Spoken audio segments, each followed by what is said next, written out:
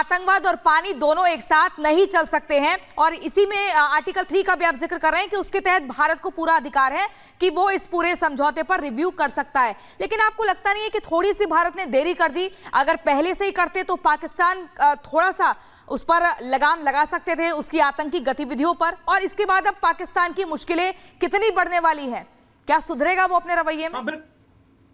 हाँ बिल्कुल, देखो आपने बहुत अच्छा पॉइंट रेज किया कि हमने अभी तक कभी भी इसका गलत इस्तेमाल नहीं किया, क्योंकि हमने इस ट्रीटी साइन की थी 1960 की लड़ाई के दौरान भी हमने कभी भी पानी नहीं रोका, मगर पाकिस्तान ने इसका गलत इस्तेमाल किया है। पाकिस्तान टेररिज्म को बढ़ाता दे रहा है और पानी भी भारत से लेता जा रहा है। तो इसलिए भारत ने अब आई, आपने सही बोला कि ये हमें पहले ही कर देना चाहिए था, ये नोटिस पाकिस्तान को देके इस ट्रीटी को रिव्यू करें और इस ट्रीटी को इस तरीके से करें कि भाई भारत को भी उतना ही 50% पानी मिले, क्योंकि अभी 80% जो पानी है वो पाकिस्तान को जा रहा है, जबकि वो लोअर रेपराइन जो कंट्री है। भारत का बड़ा दिल था, भारत अभी तक देता रहा, मगर पाकिस्तान का असली चेहरा आप जानते हैं, पानी भी चाहिए उसको और आतंकवाद भी फैलाता है। देर आए दुरुस्त आए, मुझे लगता है एक बड़ा सही फैसला गवर्नमेंट ने किया है कि ये जो इंडस वाटर ट्रीटी 1960 की है, इसके लिए हमने नोटिस दिया पाकिस्तान को और ये रिव्यू होनी चाहिए। और मुझे पूरा विश्वास है जब ये रिव्यू होगी, चाहे वो वर्ल्ड बैंक ब्रोकर करे या नहीं करे, मगर ये सच्चाई है जो पानी अभी पाकिस्तान को मिल रहा है 80%, उसमें भारी कमी आएगी और पाकिस्तान को असली चेहरा उसको पता चलेगा कि अगर आप आतंकवाद का सहारा लेते हैं, फिर ये ना सोचे कि भारत है जब बिग ब्रदर आपको पानी भी अपने शेर से ज्यादा दे, ऐसा नहीं हो सकता। बिल्कुल सर, जैसा आपने कहा कि एक बड़े भाई की भूमिका भारत हमेशा निभाता रहा और बड़ा दिल दिखाता रहा, जो समझौते किए उस पर वो अडिग रहा, चाहे पाकिस्तान ने पीठ पर कितने चूरे भोगे। सरहद पर हमने देखा कि अब किस तरीके से भारतीय सेना फ्री हैंड के साथ में हमला करती है, जवाब देती है और घर में घुसकर भी मारती है। तो एक तरीके से सरहद पर हमारे वीर जो जवान हैं वो जवाब दे रहे हैं, दूसरा कूटनीतिक तरीके से भी अब इनको जवाब देना जरूरी है कि अब बस बहुत हो चुका है।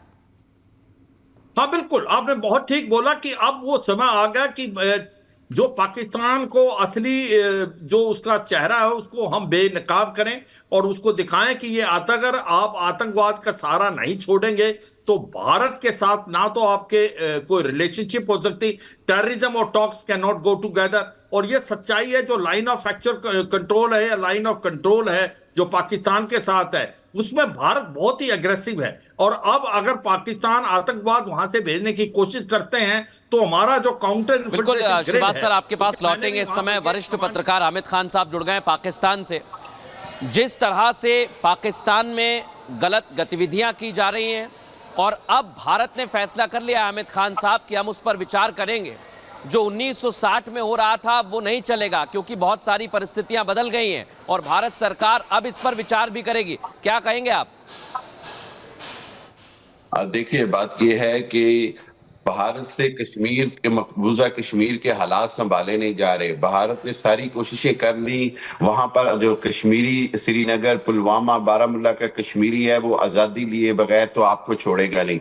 आपसे हालात काबू नहीं आ रहे, आप अपने अवाम की तवज्जो हटाने के लिए कभी इंडस वाटर ट्रीटी की बात करने लग जाते हैं, कभी लाइन ऑफ एक्चुअल कंट्रोल और लाइन ऑफ कंट्रोल की बातें करते हैं। हकीकत ये है तो वहां तो लोकतंत्र की बहाली है। जी, लेकिन मेरा सवाल आपसे इंडस वाटर ट्रीटी को लेकर है।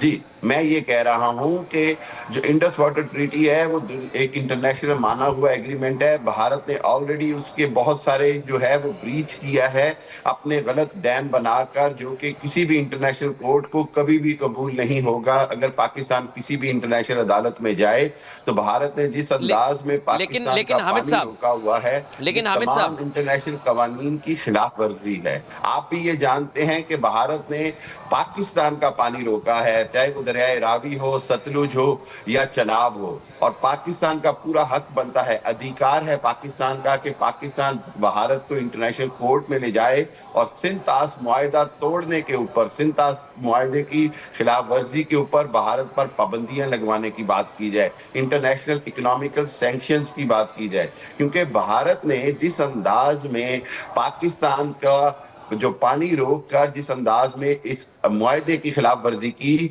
मैं ये समझता हूं कि जब से मोदी सरकार आई है वो तो गांधी जी को बापू मानने को तैयार नहीं है, वो तो गॉडसे को अपना हीरो मानते हैं। जिस अंदाज की हामिद अंसारी साहब, मोदी आपको बता सरकार देते है वो हैं तो जब से मोदी सरकार आई है तब से देश में कितना बदलाव हुआ है। शायद आप वरिष्ठ पत्रकार हैं लेकिन शायद आपकी नॉलेज में नहीं है। आपने सिर्फ देखिए, मोदी सरकार आई है तो उसके बाद से देखिए धारा 370 जम्मू कश्मीर से हटी है। मोदी सरकार आई है तो जम्मू कश्मीर में चुनाव हो रहे हैं। मोदी सरकार आई है तो देश में बदलाव हुआ है। 400 से ज्यादा फौजी मारा जा चुका है।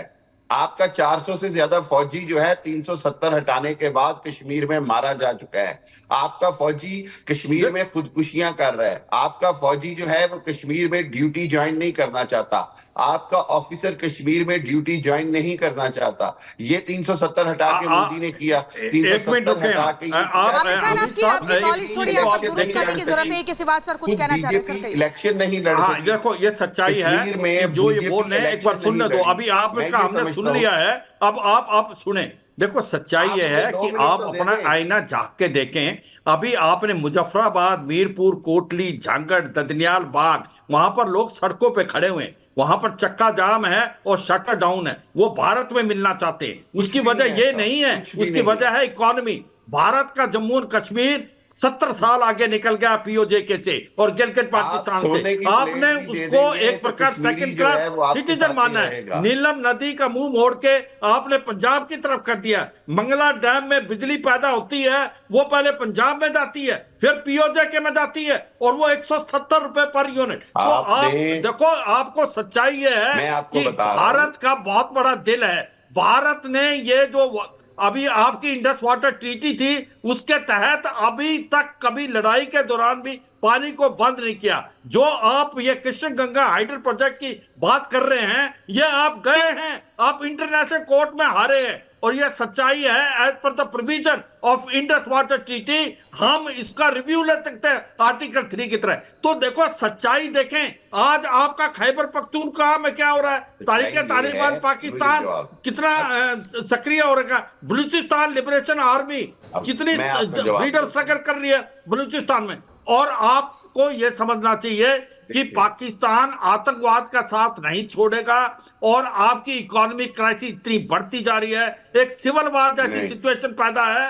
आपको समझ आना चाहिए। आपके 4 हिस्से हो जाएंगे, खैबर पख्तूनख्वा, बलूचिस्तान, सिंध और पंजाब, और ये पीओजे के और गिलगित बाल्टिस्तान है वो भारत में मिलेगा। इसमें कोई शक नहीं होना चाहिए। आप बात कर रहे हैं भारत के आर्टिकल 370 और 35 से। आप आके देखें, हमारे लोकसभा इलेक्शन हुए तो वहां पर 60% के करीब वोटिंग हुई थी। अभी हमारी जो असेंबली इलेक्शन हो रहे हैं फेज 1 का, आज अभी तक 55% वहां पर वोटिंग हो चुकी है। तो सच्चाई है, भारत एक डेमोक्रेटिक देश है। पाकिस्तान में कोई इलेक्शन होता है फेयर एंड फ्री? पहली बार जब था इमरान खान की तरफ था झुकाव आर्मी का, इस बार पाकिस्तान की आर्मी का झुकाव PMLN की तरफ था। इमरान खान को आपने जेल में डाला हुआ है।